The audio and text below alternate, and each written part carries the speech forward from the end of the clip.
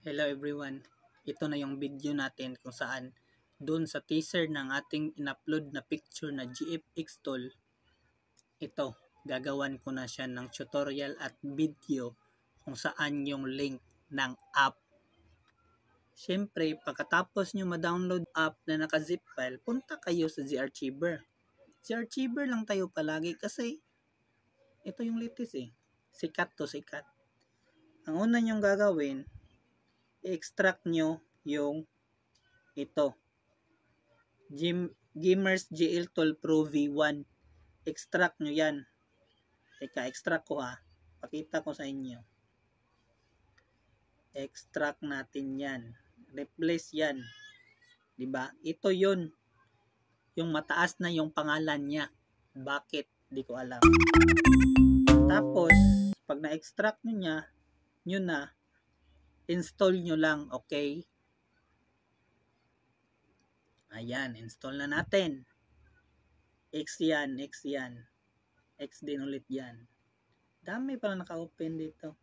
Pagkatapos nyo ma-install, siguraduhin nyo muna yung game mula sa game space or game booster or anong tawag sa inyo.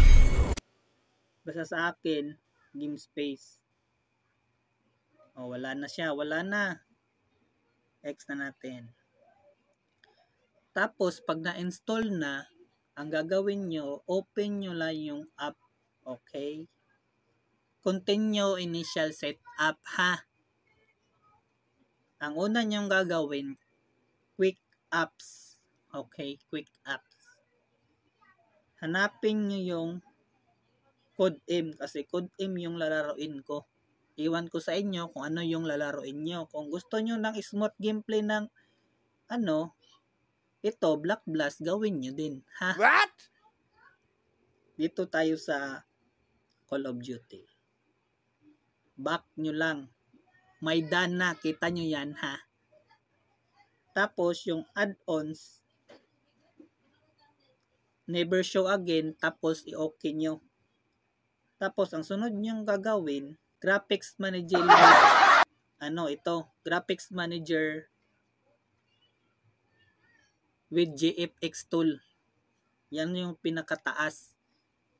Install nyo lang yan Pagkatapos nyo nang ma-install, balik kayo dito sa app. Back nyo lang to View privacy policy 5 seconds. Stay ka lang dito nang saglit kahit hindi na 5 seconds. Ayan, nagdaan na silang tatlo. Pagkatapos madaan, finalize mo lang.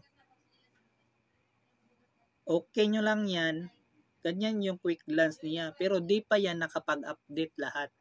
Ang sunod nyong gagawin, yung 3 lines sa taas ng katabi ng home, graphics manager kayo. Grant nyo lang yan. Tapos, ang sunod nyong gagawin, ito, GFX tool configuration yan. Ang una nyong gagawin dito, select app. Balik tayo sa Call of Duty. Grant nyo lang ulit yan.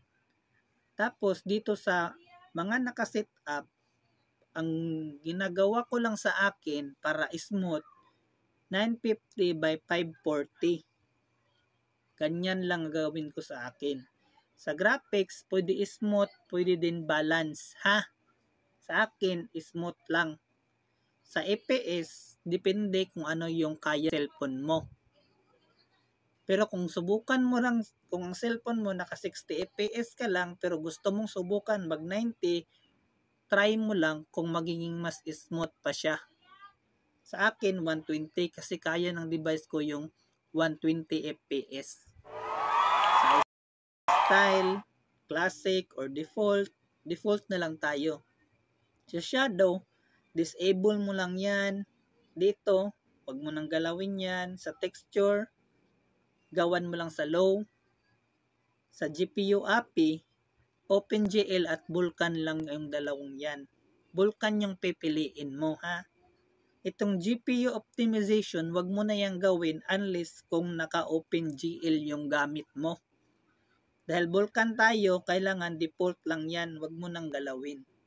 Tapos sa sound, ikaw na kung ano yung gusto mo. Ultra ba or high. Sa atin, high lang yung gagawin natin. Okay? Tapos, pagkatapos nito, na-fix mo na yan lahat, apply mo muna. Okay? Wag mo na yung fix settings, apply muna. Pag na-apply na yan, diretso na yan, automatic na yan na nandun sa game mo.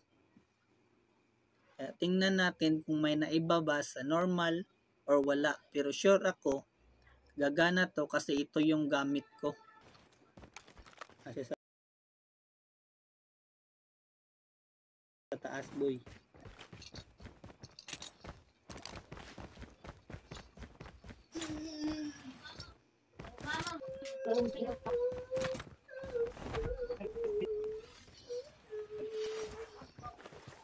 Kita nyo kung gaano ka-smooth yung galawan natin dyan. Pati pag switch. Kalilito na tayo.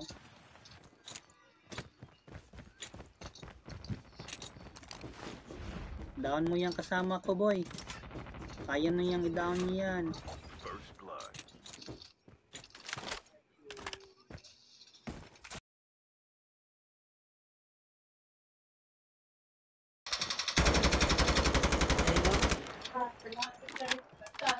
Release the smoke perspective.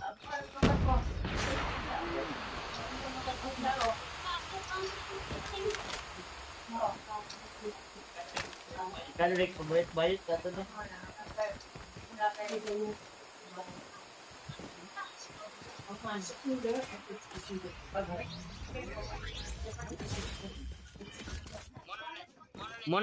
Mona na trabaho ni Mantlo.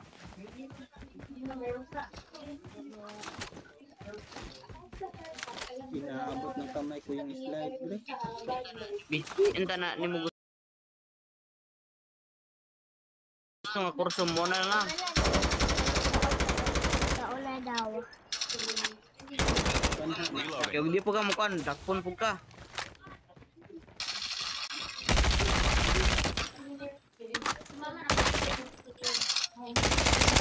Reloading. Dagan ang kagwan na dulo. Changing mag. Sensitivity ng gyro ba? Hindi natin baguhin. Gyro natin. Pabuto nilo itong mga Dito tayo nabubuhay sa gyro kaya baguhin natin to.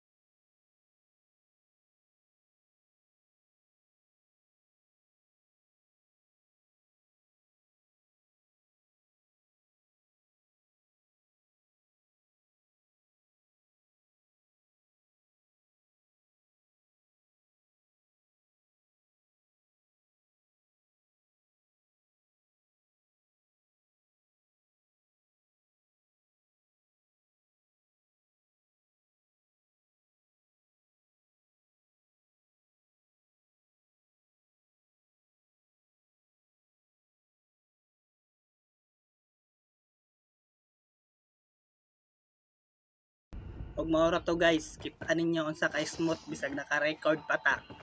Bye bye.